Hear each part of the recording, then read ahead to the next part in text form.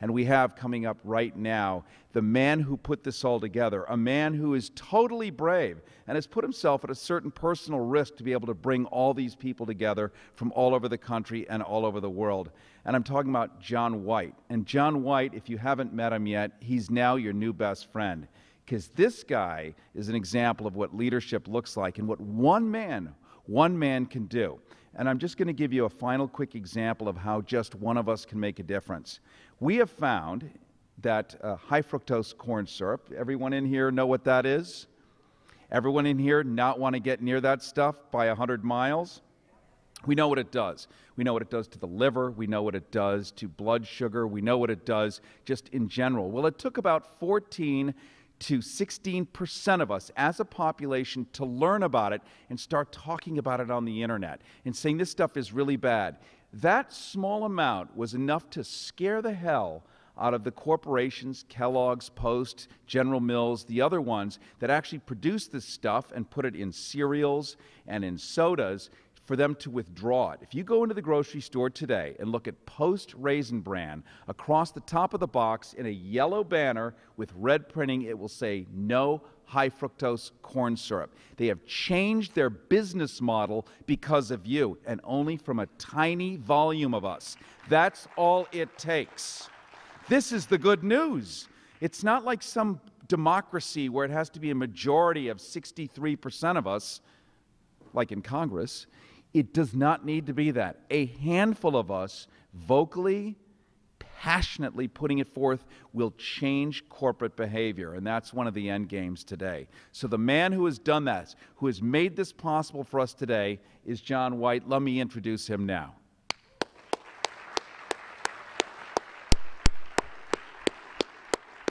That's you, John.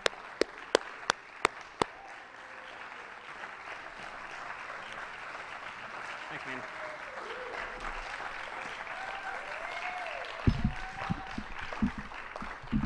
Hey, everybody. I've been so busy, I haven't had a chance to get nervous. I always like that. Thanks for coming. Welcome to the first Consciousness Beyond Chemtrails conference and fundraiser. This is really what we're hoping is going to become a driving force of more vehicles for awareness, more conferences, more documentaries, more action. All of you here today in person and all of you here today online are taking action. I'm not sure if Harrison mentioned it, but everybody's watching online. They're going to be able to download all of the content after this event is over. They're going to be able to download every presenter and distribute it throughout their communities and get the word out. So we really want this to be able to go worldwide. It's really an honor to have not just a beautiful LA audience, but also to have an international audience, because this problem is certainly not isolated to Los Angeles. This is a worldwide issue. It's in minimum 29 countries. I'm sure there's many more. So we're able to reach everybody, which I think is excellent. I wanted to just talk for a moment of why I'm here and why I decided to put this event together. It's always through personal experience that we are driven towards action. It's when something really touches us and affects us that we move. It puts us in motion, it puts us in gear. And I was in international textile manufacturing in Southeast Asia, and we were working with heavy metals in the manufacturing process. So what happened was a great deal of the workers on the manufacturing lines would actually suffer from heavy metal toxicity poisoning. The signs and symptoms are ones that you guys may recognize today among the fellow people around you who are not aware of this issue and who are not detoxing.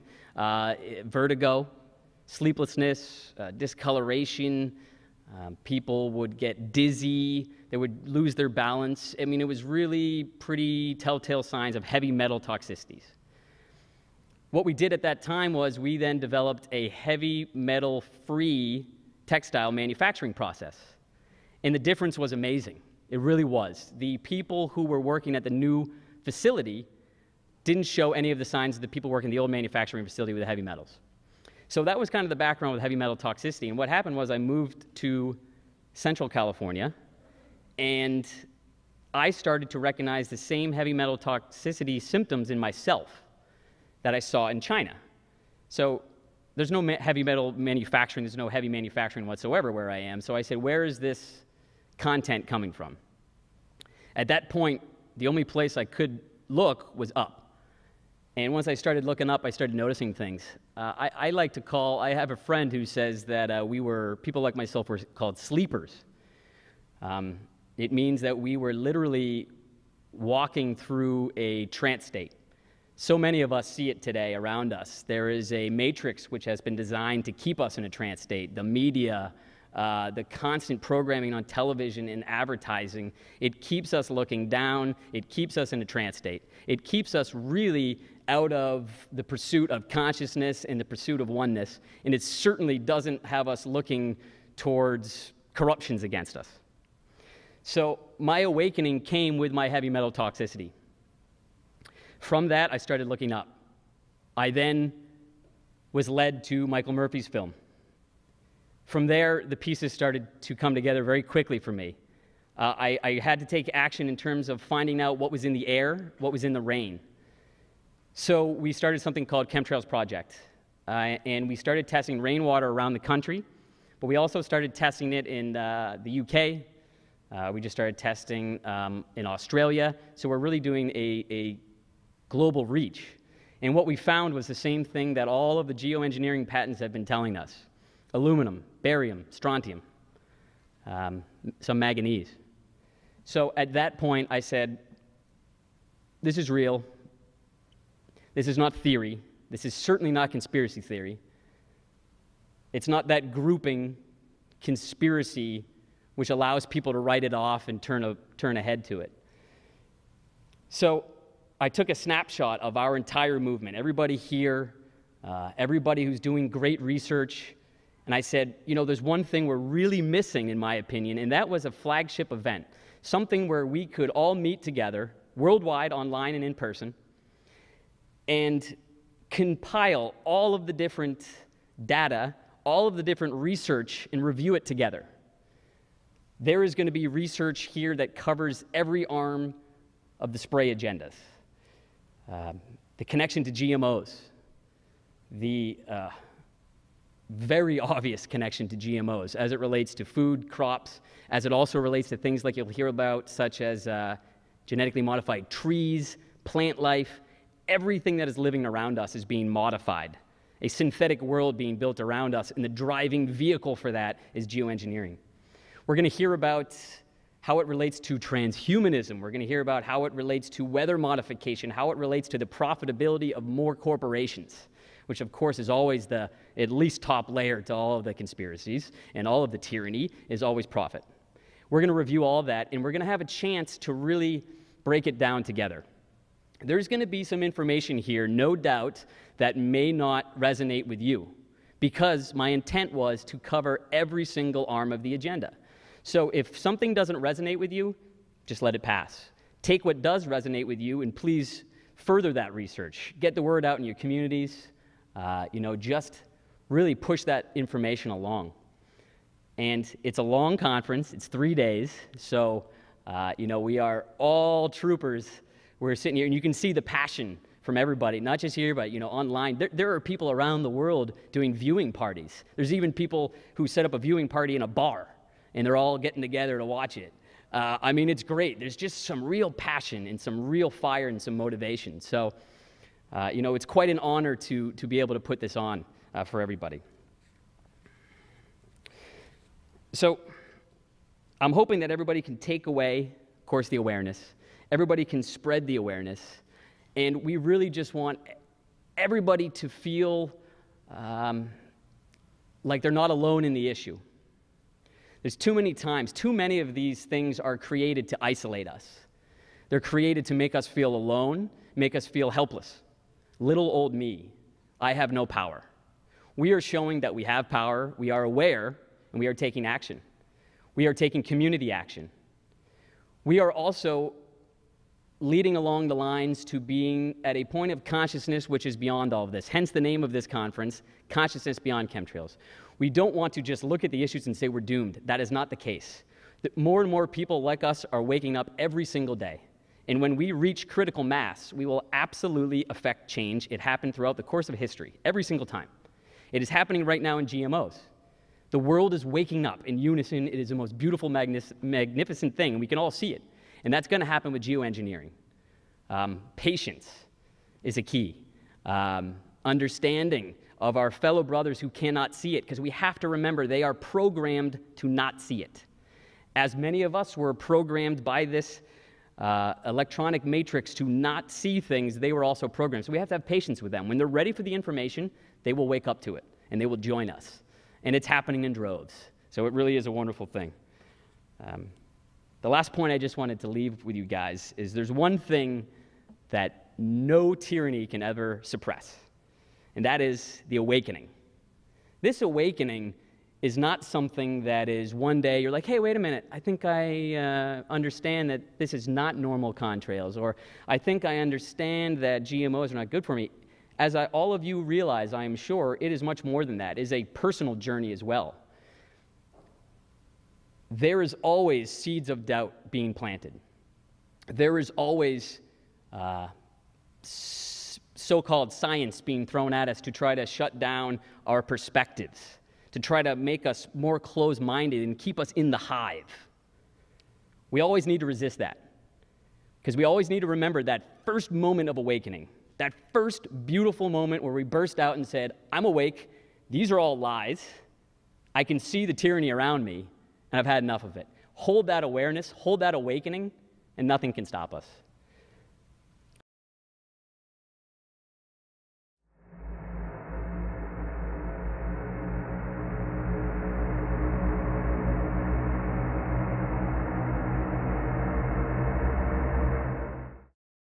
It's all about getting the word out there and allowing people the opportunity to open up and understand exactly what's happening, and then for us all together as the collective that's being so affected by all of this to work on solutions together, and that's what we're all about. Our next speaker, or our first speaker for today, is quite accomplished. He worked for Bechtel Power with a background in solar energy, and I promise that we're not going to hold this against him. He's the founder of, or he's actually a member of geoengineeringwatch.org. It's one of the most comprehensive websites on the SPRAE agendas, and so that's geoengineeringwatch.org. You'll want to visit that site. He is certainly one of the most well-researched, reputable faces in the movement. And his title today for his presentation is Geoengineering, Why You Should Care. I'd like you all to give a warm welcome to Dave Wigington. Good morning to all those who managed to get up this time of day for this event. I appreciate that. I think those of you that are here realize the gravity of the situation that we face. The case I'll try to make today is that geoengineering, if one looks at the data that's available, is a very all-encompassing issue, and one that rationally supersedes a long list of other legitimate issues. The totality of implication from geoengineering is difficult to get one's arms around. The effects it's having on the planet today would be impossible to quantify. The process by which I became involved with this issue was my background in solar. I have one of the largest off-grid solar homes in Northern California, and in 2001, 2002, when I began to lose on certain days 50, 60, 70% of my solar uptake from whatever aircraft were emitting overhead, it was very apparent that something was wrong.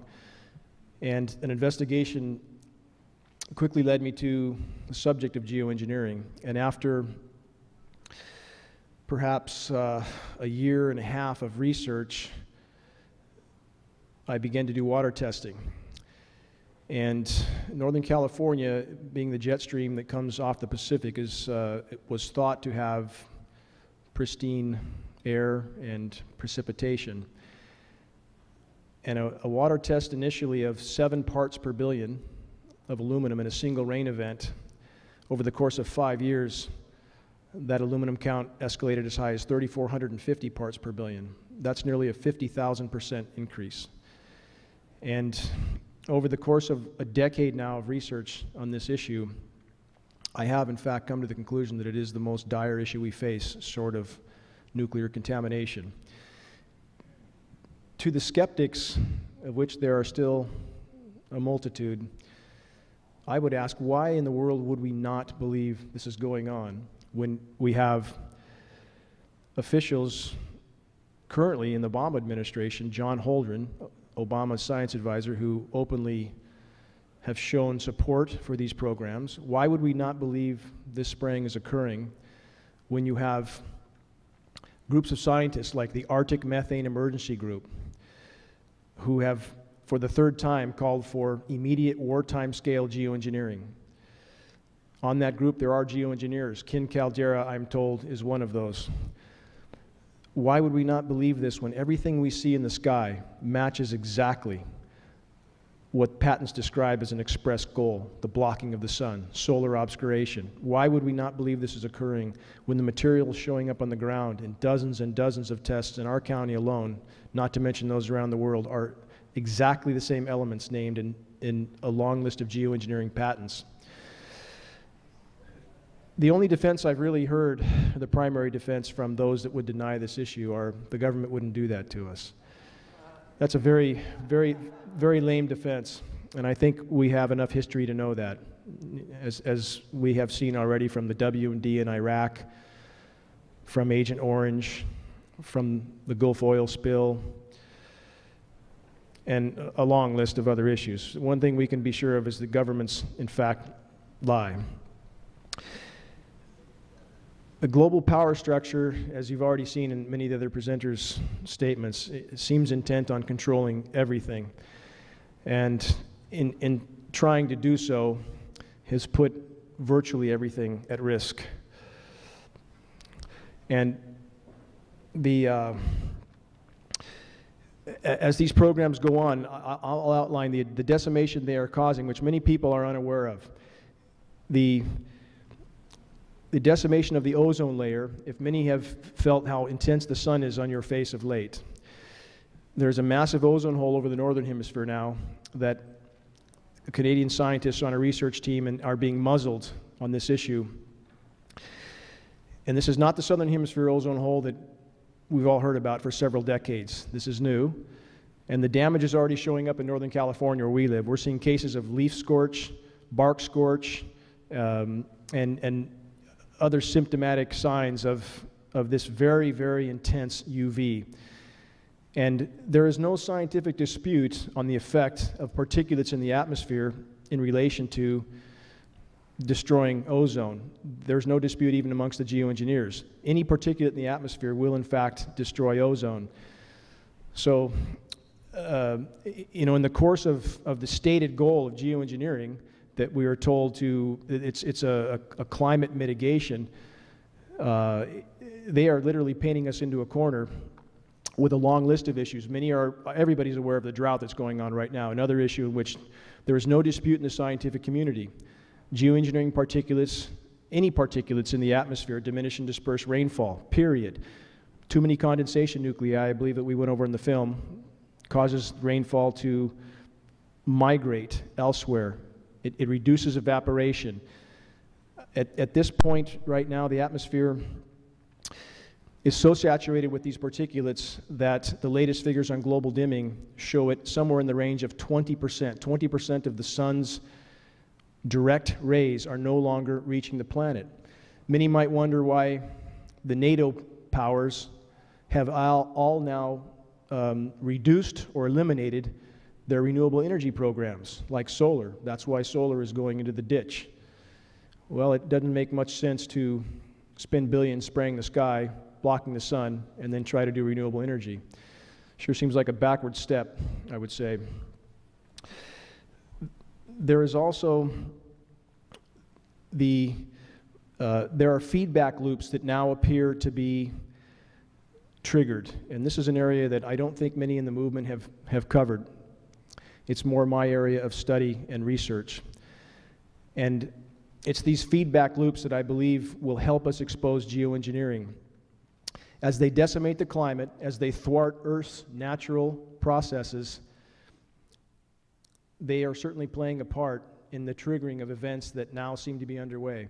Many have heard about the methane releases occurring in places in the Arctic, but the seeps they show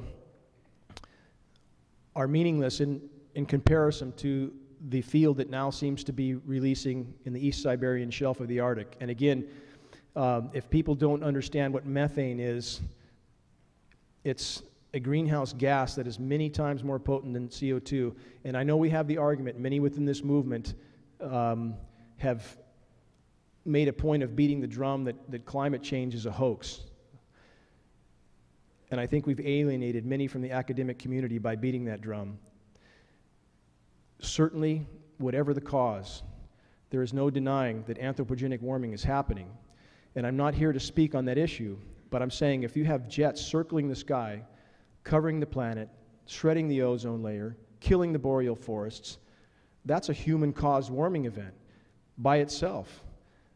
And so what these guys are doing to the climate, literally, aside from being poisoned, aside from all the effects from the spraying itself, they are potentially triggering other mechanisms on the planet that now have a life of their own, that are now global game-changing events on their own. And this is what needs to be considered, and to not alienate academia and deny a very obvious fact of which we see around the planet right now. The spraying, as has already been alluded to, certainly, although it can create, I believe the data reflects this, it can create temporary and regional cooling effects, certainly, at the cost of a worsened overall warming, because the radiant heat is trapped. And again, as the ozone layer is shredded, more UV intensity penetrates the planet. That heats seawater. The warmer seawater is now releasing methane hydrates from the seafloor, again on the East Siberian Shelf. So the totality of damage being done by geoengineering, again, is difficult to comprehend. As I said, the shredding of the atmosphere, the diminishment of rain, global oxygen content is now plummeting. Many don't realize this. And when you poison the boreal forests, these are northern latitude forests, Siberia, Pacific Northwest, etc. These are the lungs of the planet. When you saturate those forests with bioavailable aluminum, the effects of which are well documented, then these trees do not grow as they should. They do not uptake nutrients as they should. They do not emit oxygen as they should. So again, as the title of this talk, Geoengineering, Why You Should Care, because they are thwarting every natural mechanism on the planet. They are thwarting every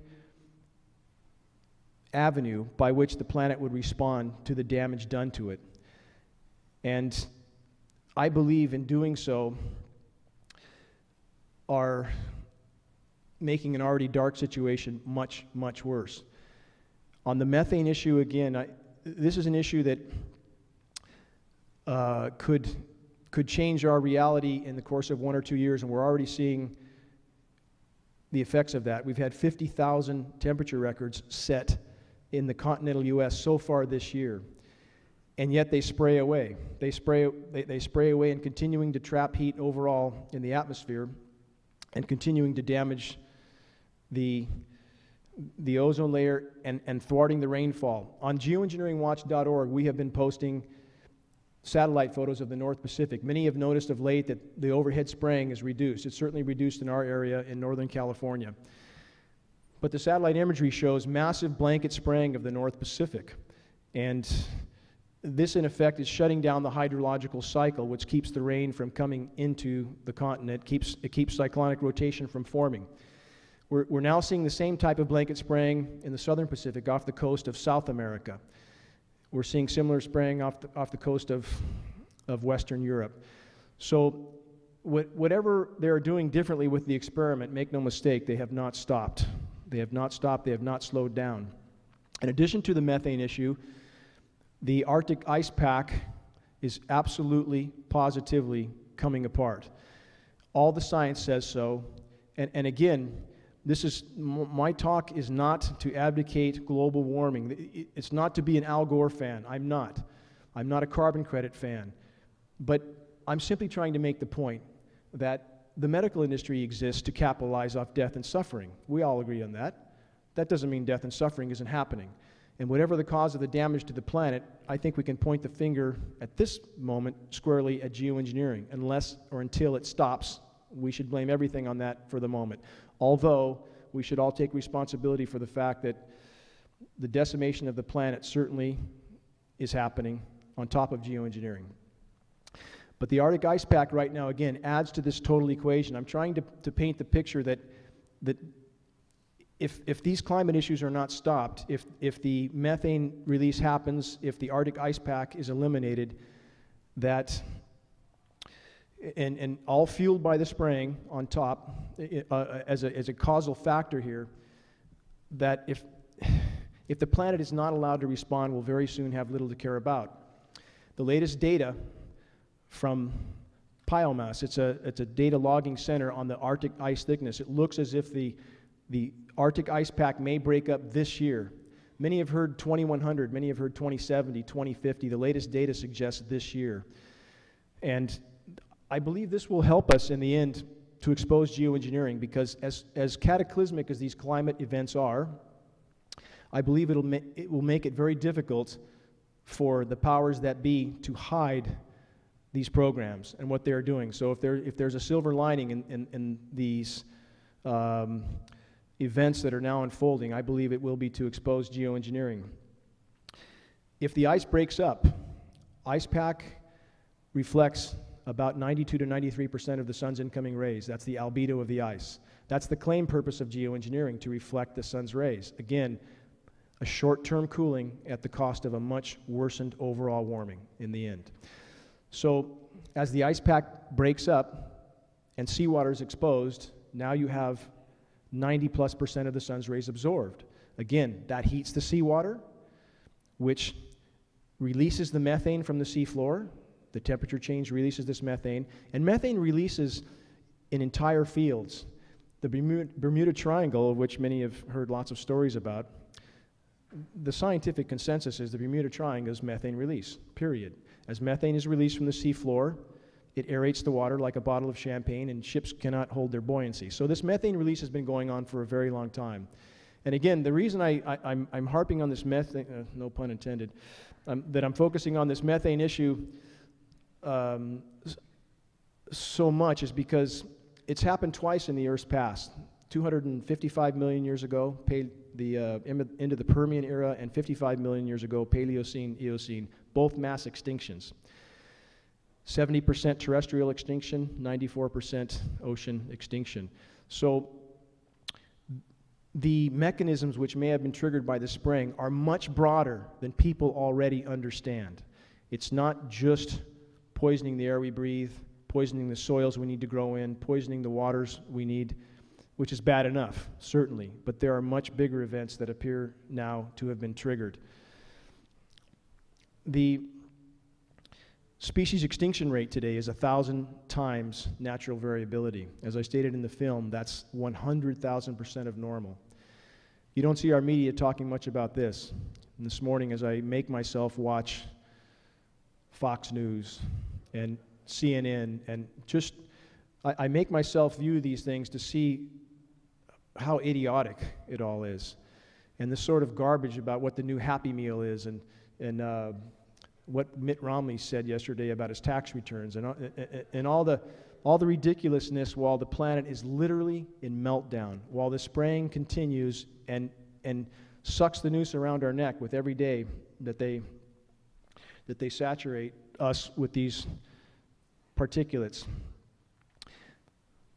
I think the public as a whole obviously does not want the truth about many issues, but this truth won't be ignored much longer.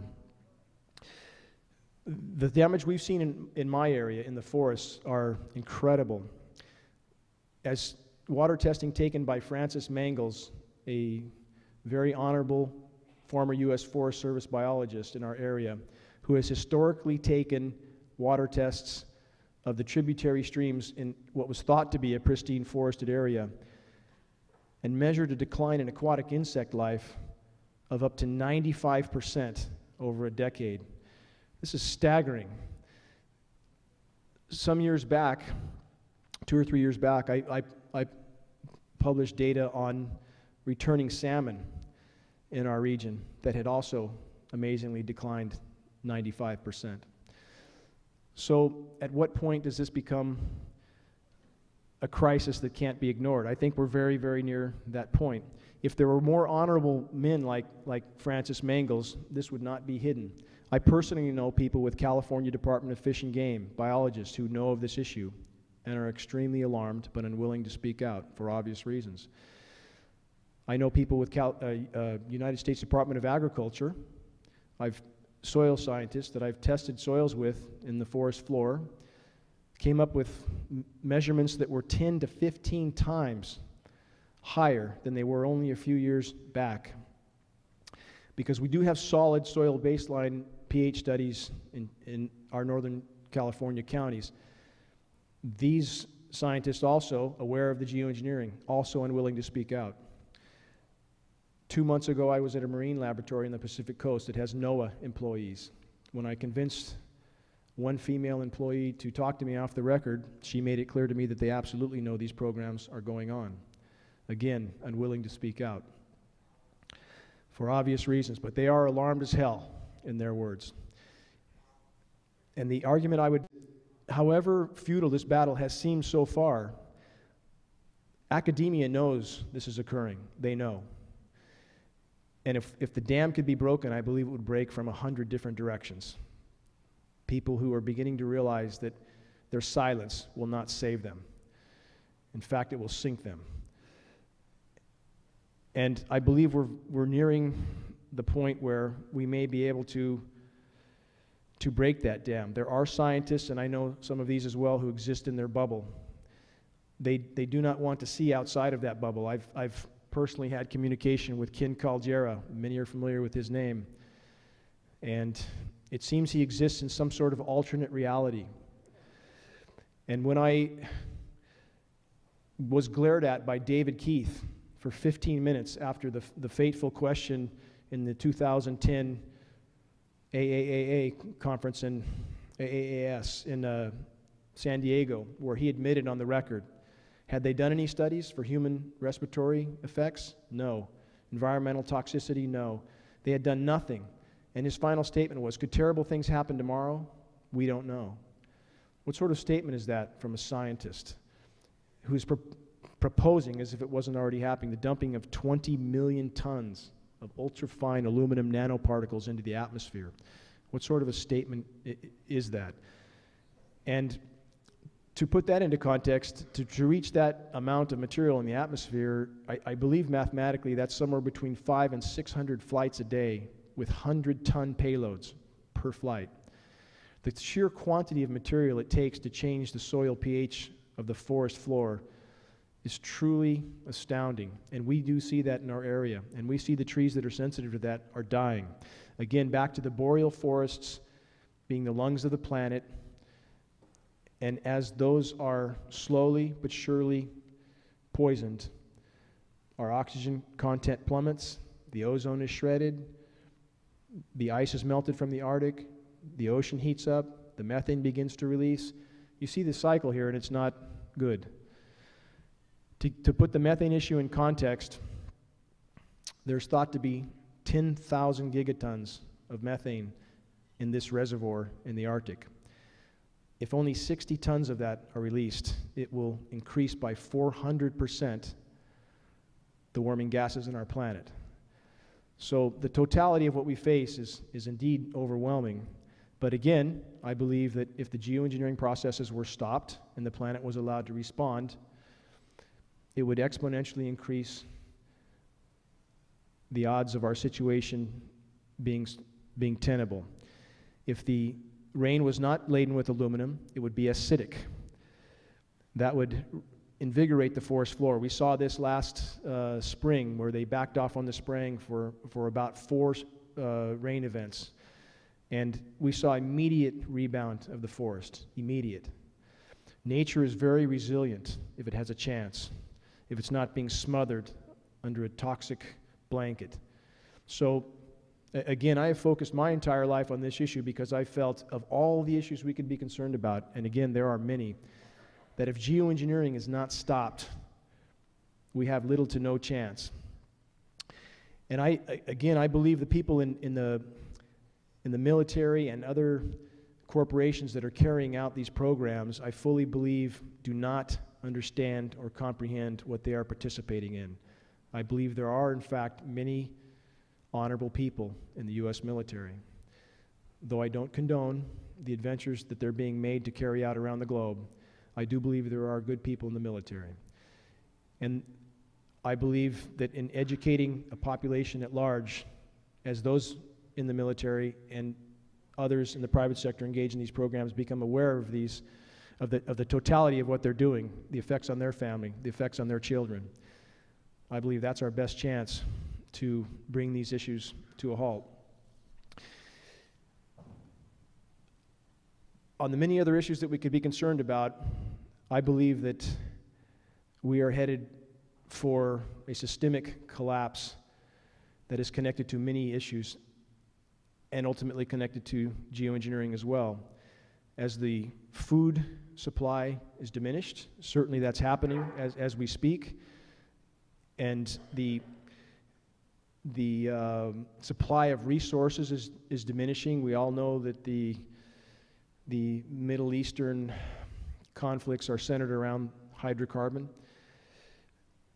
I believe there is an inevitability to the reality we have known collapsing. But again, I believe that however close that may be, and I believe it's very close, that if the geoengineering is not stopped, we'll have nothing left to salvage. What will we have to work with, however renewable we try to make our lives, if our soils will not produce food, if our waters are so poisoned that life cannot be sustained in them, if every breath we take is laden with these materials that are so harmful to our own health that according to internationally recognized neuroscientist Russell Blaylock, enter the spinal column, enter through the blood-brain barrier, lodge on cell receptors, and slowly but surely shut our systems down. So again, this issue being a priority, whatever our concerns, if every breath we take is laden with this material, I would argue, how long will we fight anything? How long will we stand for any challenge? That if the house is burning down, and I believe geoengineering is that house burning down, then the landscaping in the yard would have to be neglected until the house is put out. And I believe, again, that's the comparison of what we face. In the words of James Kunstler, the fossil fuel fiesta, I believe, is nearing its end. And that being the case, and us being forced to survive on a smaller level, then the geoengineering, again, must be brought to a halt. And it's carried out, as I alluded earlier, too, by people who don't know what they're engaged in. Chris Hedges, many are familiar with him, just recently did an essay called The Careerists. This is people who, and I know many of them, scientists, biologists, academics, who they want to go to work at 8 and come home at 5. And they don't really seem to care what they're engaged in. It's just their job. But again, I believe that as these climate issues begin to change our reality, that will begin to change their attitude. That will begin to make people realize that there is no hiding from this issue. You can't put your head far enough in the sand to hide from what we face and what's coming. On what we can do, and this is the most important issue of all, because the future we face is dark indeed. That's a simple reality. People don't like to hear that. I did climate lectures before I got onto geoengineering because, again, I absolutely believe the science is crystal clear. Humanity has decimated this planet, period. And again, that does not mean I'm an Al Gore supporter. I am not. But when I got done with those lectures, everybody wanted me to say, if you buy a solar panel and a Prius, everything will be fine. And I simply couldn't say that because it wasn't true. The same is true with this issue, that however dire, and this is the superseding issue now because anthropogenic warming, I believe, cannot be stopped and is being in fact fueled by jet engines in this case. And so to focus on the geoengineering and bring that to a halt and allow the planet to respond is our best chance. And the way I believe that we can do that most effectively is to tell others and share credible data, to learn about this issue ourselves. We must educate it ourselves and not quote things that we really don't understand, or share data in a way that other people don't understand or relate to, because this must happen on a grassroots level. I have been in Barbara Boxer's office. I might as well have gone to an outhouse and beat my head on the wall.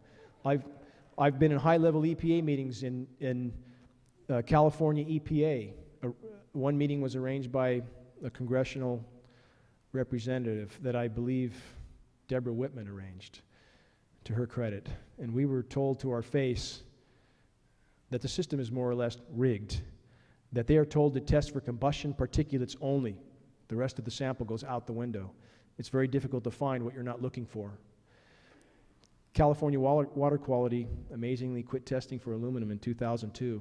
They're not mandated to test again until 2017. This system has been rigged for a very, very long time not to show these issues. The best data we have found, and some of this is posted on geoengineeringwatch.org, they have been at this for some 50 to 60 years. This didn't start in 99. It was simply ramped up in 99. There are scientific studies on Arctic haze containing aluminum particulates going back 50 years. This is not new. Project Popeye in Vietnam, where weather modification was so successful that in 1976 the UN forbid weather manipulation in wartime. I believe that was mentioned earlier in some data. So this has been a very long and thought out process for the powers that be. That's why we see trails in kids' animated films. There's trails in Cars, the animated film Cars, Over the Hedge. This conditioning has been going on for a very long time. There are cloud books that name aerosol clouds as if they're natural. So I believe this is something that the powers that be thought they could carry on, maybe indefinitely, thought they could use to manipulate a population indefinitely without consequence to themselves, but they are wrong. And that's why, again, I bring up the methane issue, the disintegration of the polar caps. There are consequences to such actions, and we are seeing those consequences now. And all their planning for this total control will not reach the goal they had in mind. I absolutely believe that.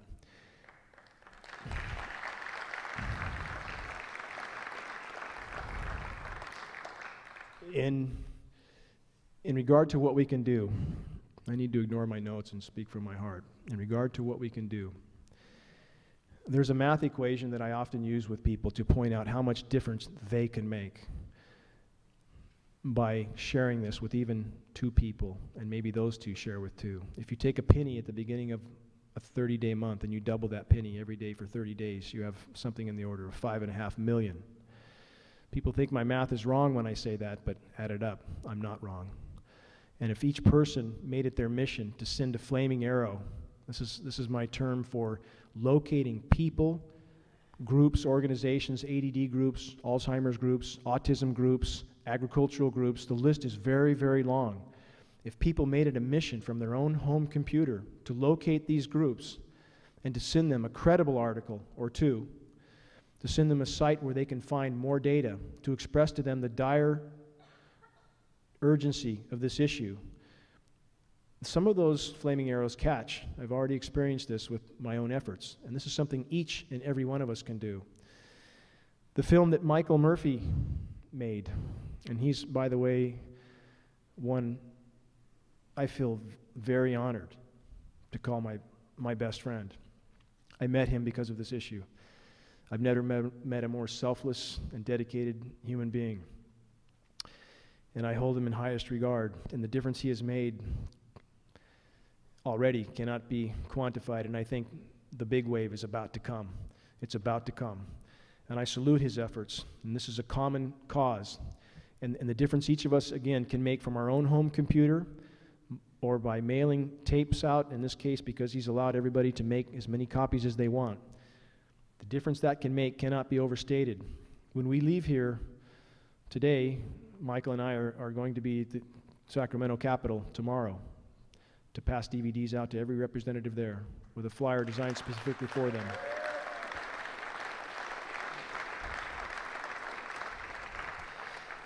And this issue is unique to others because it does affect those that would otherwise keep their head in the sand. Again, they cannot hide. It is also a common cause and a uniting cause. In Northern California, I get, at this point, more help from the Tea Party than I get from any other end of the spectrum. Once they know and realize that officials in the Obama administration, although, again, involves every presidency going back 5 to 6 decades, but once they know that, now it has legs. Now they see the reality of it. And nobody wants to be sprayed like a rat. Again, I believe the powers that be tested the water in this conference they held in San Diego 2 years ago. They tested the water to see if they might in fact be able to sell this to the public. Maybe they could put lipstick on it, you know, but the pig didn't fly. And so there's never been another conference that allowed journalists in. They saw that wouldn't work, so they went back underground. But again, because nobody wants to be sprayed, because the drought situation, now the derivative situation, which Michael Murphy pointed out so well, all these things are understood by all sides of the spectrum, including the Tea Party. And they should be reached out to because they, again, an event next week in Reading, they are helping me to organize for this subject. And this is what we all need to consider, that, again, this issue being the most paramount issue we face because it's decimating the ozone, cutting off our rain, poisoning our soils and waters, perhaps triggering methane release, which I promise you is a global game changer by itself. These programs hold life in the balance. Short of thermonuclear contamination, they will decide our fate. So this is a cause that if we reach out to those others and other groups and we unite with them, we share data with them, we must pull this load together. And it can only be done on a grassroots level because every door politically is completely cemented shut. We will not make progress in that arena, although I do applaud the efforts to file lawsuits, which I know is happening in 2 arenas, I believe, and this will bring attention to the matter. But the bottom line is, until people across the entire nation and indeed across the world are aware of this issue, aware of what they and their children are breathing, and become angry enough to grab the proverbial pitchforks and shovels, that is the only way this can stop. And again, in doing that, and military people becoming aware of this issue and themselves refusing to participate, that is how this issue could be stopped. And we can all be a part of that. We all should be a part of that. And I think if we do not lose hope and we focus our angst on effort, we use it as fuel to send the word out, to send the flaming arrows out, we can indeed perhaps turn this tide. But it's up to all of us. It's up to all of us to engage in this issue of sharing this data with people who don't know. We can't just preach to the choir. I believe all of you in here, I would have gone into more technical data, but I believe all of you are quite aware of the lethality of these programs, or you wouldn't be here. So now the goal is to educate those who don't yet know. That is the goal. And I believe I've outlined ways we can do that. If there are questions regarding the methane issues which I brought up and the climate processes that are now underway that are perhaps triggered by this issue, I'd be happy to answer those. Yes. Yes. I'm sorry, we got one here. Yeah, you mentioned Siberia. Are they spraying over that area? Yes. In fact, The question was, are they spraying over Siberia? If you look at a satellite image of the planet today, compare it to a satellite image of the planet perhaps 4 decades ago, it looks like a different planet. There are no open sections of ocean. And again, this is the elephant in the room. Academia certainly knows these programs are going on. The poles have been largely covered for a very long time, as near as we can tell. So yes, they are spraying the hell out of the poles. The whole planet, yes. Yes. When you talk about statistics and the fact that we're being lied to by so many governmental agencies, how do you discern the difference between, like the sites where you're going for statistical analysis of the glaciers, how do you discern that the facts haven't been bent even from, how do you test those sources? There is no credible data to dispute the melting of the polar caps. And you have to look at semantics. What you'll see publicized, and again, I mentioned the geoengineering, can create, it appears, a short-term cooling in exchange for a long-term worsening of global warming. When you see scientists say that the Arctic has the same surface area as it did during the last 20-year average, that's a lot different than the mass. You have to look at the data. You will not find conflicting data. Although the surface area has in fact been expanded several times from, we believe, spraying and perhaps other chemical processes, the overall mass of the cap has plummeted. Ice that today should be 5 meters thick is 1 meter thick. It's about to break apart. The Arctic cap has hit its record low already, and there is a month left in the melt season there. Greenland, I believe, 2 days ago hit its all-time record low, and there are 6 weeks left in the melt season. The people who have disputed climate change are people paid for by the fossil fuel industry. But I am not here, I do not wish to bring an argument on climate change except in regard to its connection to geoengineering. If geoengineering had not been going on for the last 5 decades, perhaps the planet would be in much better shape. The planet would have been allowed to respond. Rain would have increased. In fact, for every degree of global warming, for every degree of planet temperature rise, 1 degree Fahrenheit, the atmosphere holds 7% more moisture. It should be raining excessively, but it is not. It is not, because the planet is encased in a membrane of aluminum particulates, and it cannot respond. So the boreal forests are not getting the rain they so desperately need. And the rain they do get is laden with toxic metal particles and virtually killing the forest. So, and the ozone layer is being shredded, which also affects organisms from top to bottom. So again, I am bringing to attention the fact that the planet is in fact in meltdown, period. And that fact won't be hidden much longer. It simply won't be hidden much longer. But I bring that fact up again in relation to geoengineering, that if these programs had not been going on the entire time, if the true gravity of our situation had not been toxically masked at the cost of a much worsened overall situation by these programs, which they have no right to carry out. There's no regulation, no oversight, no consensus. They're simply carried out by those that thinks the atmosphere is a physics lab, which they can use for whatever purpose they want, which it is not. But these issues, again, which at this point I will hang squarely around the neck of geoengineering for the fact that although the human race has done much damage to the planet, the geoengineering, I believe, is pounding the final nails into our coffin, and it is the one thing left that we can fight for that still matters and that can still make a difference for our future.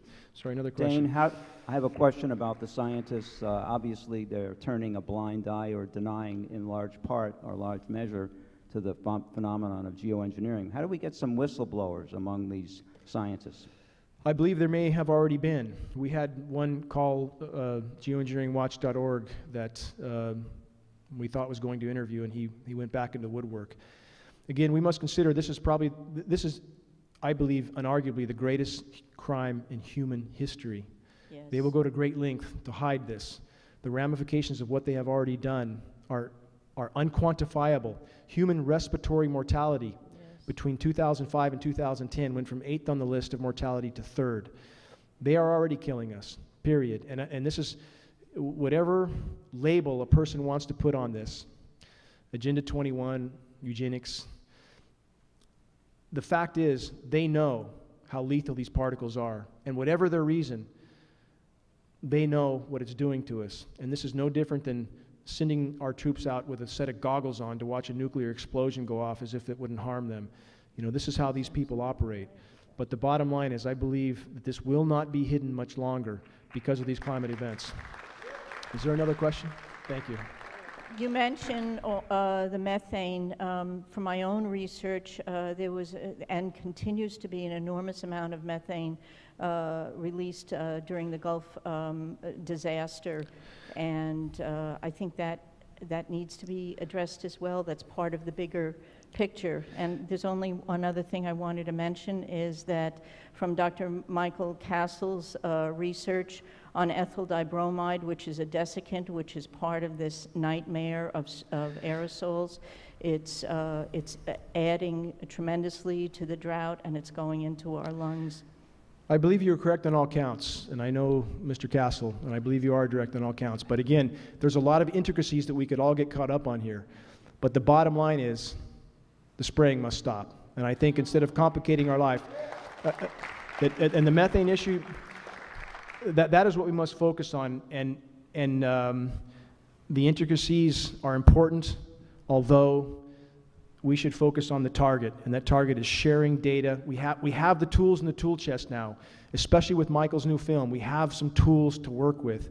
Now we have something we can do, something we can focus our energies on, and something that matters. And the methane released in the Gulf is of huge importance, but it does not compare with the reservoir releasing in the East Siberian Shelf now. But again, we can't do anything about all that. We can't change it. That's happening. What we can do is stop the spraying so the planet can respond. The planet must be allowed to respond.